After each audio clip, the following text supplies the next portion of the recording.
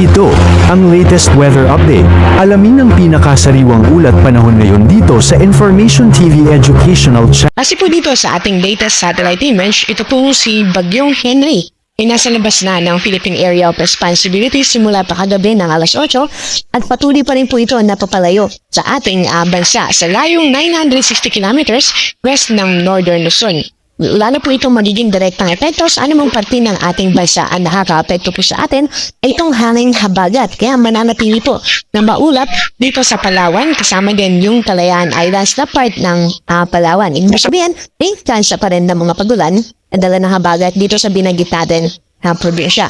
Patuloy pa rin po ng epekto ng hanging habagat dito sa Occidental Mindoro, ganun din dito sa Antique, hindi po yung buong Panay Island at ganun din dito sa Zamboanga, Sulu at part naman po ng Sulu yung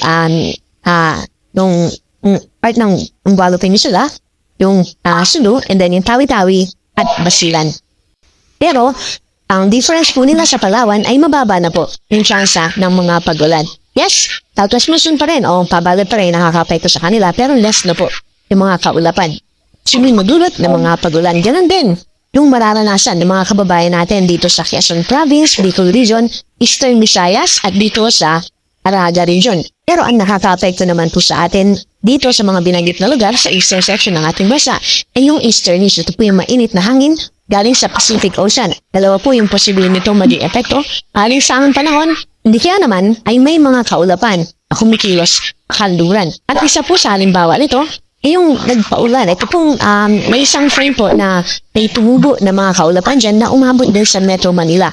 Ito pong thunderstorm na ito, yung nagpaulan sa malaking bahagi ng Metro Manila at karating nitong mga probinsya.